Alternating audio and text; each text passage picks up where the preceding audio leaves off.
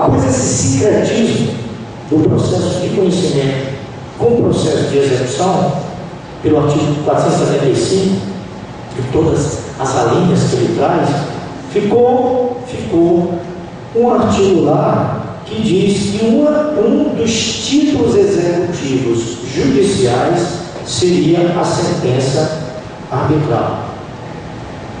Então, o que se julga, nós estamos falando da arbitragem, propriamente dita, a questão até da constitucionalidade da arbitragem, é porque a arbitragem, a sentença arbitral, e aí se questiona também pelo artigo 475, se o que o árbitro, a prática da arbitragem, gera uma sentença. No futebol, quem julga aquele momento, quem é? É o árbitro e não o juiz. Tanto é que o que ele julga, não, mesmo ele sendo árbitro, se ele apitou um pênalti, que veladamente, após as imagens, foi provado que não é um pênalti, você já viu um tribunal mudar, Tribunal de Justiça Esportiva, mudar o pênalti, voltar a partida, mesmo sendo Copa do Mundo onde for. Portanto, o que os clubes, às vezes, tentam evitar é aquele árbitro. Então, você não percebe, olha, juiz, todo mundo fica leve com o futebol, mas na prática esportiva, o futebol, quem se nomeia para julgar aquela partida, entre aspas, julgar não no sentido da lei em si, é o árbitro. E o que ele apita está valendo mesmo que algo venha se provar o contrário. Então, partindo dessas premissas, o que se tem? Por que se volta a falar de arbitragem quando nós tínhamos esquecido?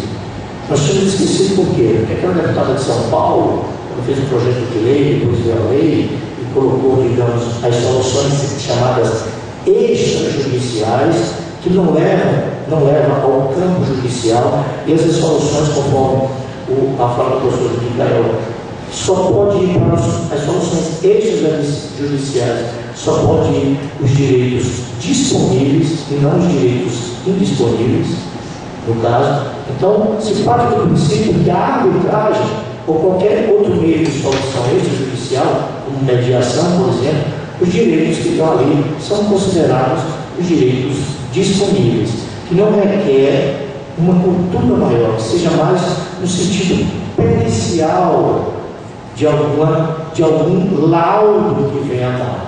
Então, surge hoje esse termo arbitragem por força desse sincretismo do Código de Processo Civil, quando juntou o processo de conhecimento com de execução, trazendo a sentença arbitral como forma de título executivo judicial. E aí, aquilo que eu volto a dizer, o professor Juliano foi também feliz, porque a discussão parte do princípio de se saber se aquela sentença, primeiro, se aquela decisão arbitral, decisão que o árbitro toma, convocado pelas partes que o aceitaram como árbitro, porque basta uma pessoa não aceitar o árbitro, olha, eu não quero esse árbitro, que não pode ocorrer a arbitragem, diferente um pouco da mediação. Então resta saber se aquela decisão, aquele parecer, porque na verdade o sentido direto da arbitragem no Brasil não foi transformar aquela pessoa, o árbitro, em um juiz.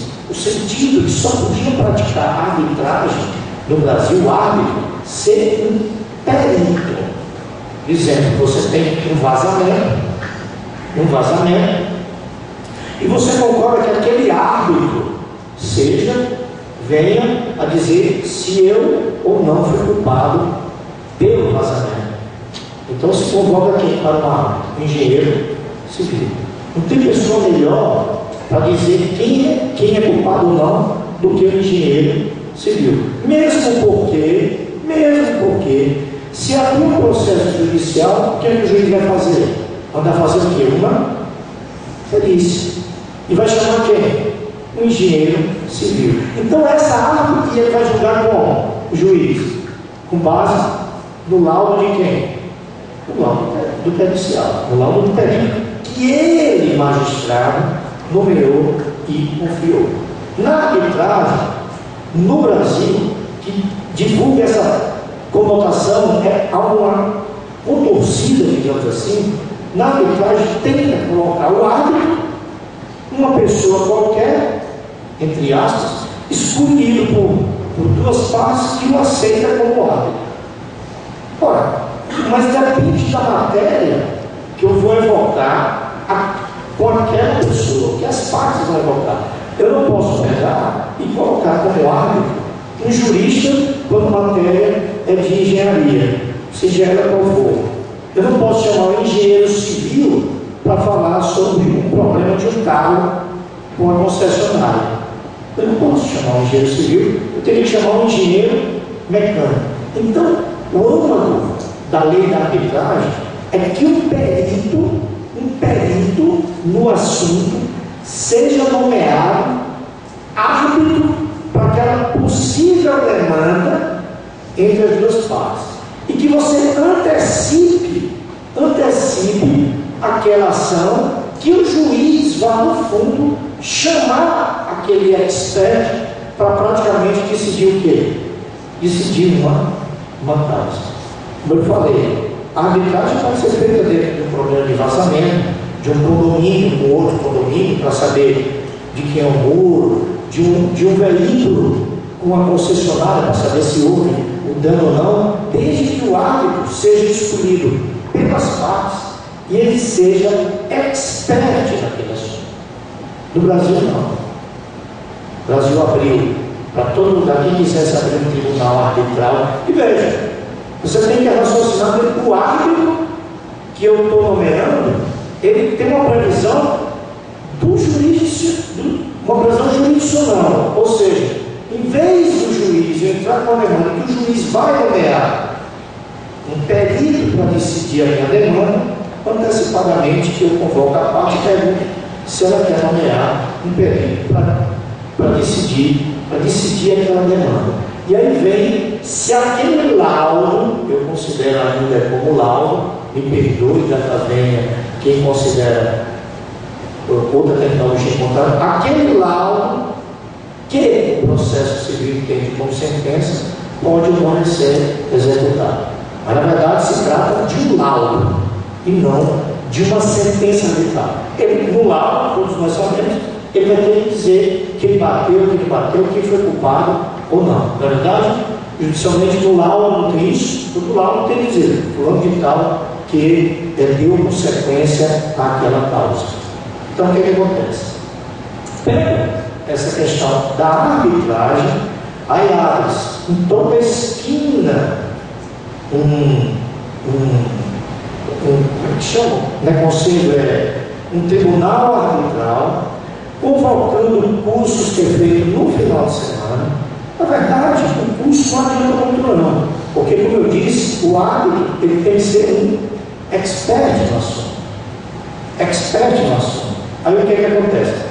Faz um curso de final de semana, toda esquina chama um tribunal arbitral e transforma inicialmente o tribunal arbitral. No Brasil é transformado inicialmente como se fosse um local de cobrança. Teve tribunais arbitrais aqui no Ceará que ficavam mandando cartinha, compareça aqui. Eu que advogo no exterior, não tem na África do Sul, por exemplo, não tem um contrato que você não coloca cláusula de arbitragem. Claro, ainda não estou entrando na parte trabalhista, mas todo contrato particular, eles colocam a cláusula de arbitragem. E o árbitro, mais uma vez, que vai decidir aquele determinado assunto, ele tem que ter uma qualificação. Na África do Sul, se exige para a pessoa ser árbitro de uma arbitragem que ele tenha uma qualificação, no mínimo, pós-graduado naquele assunto.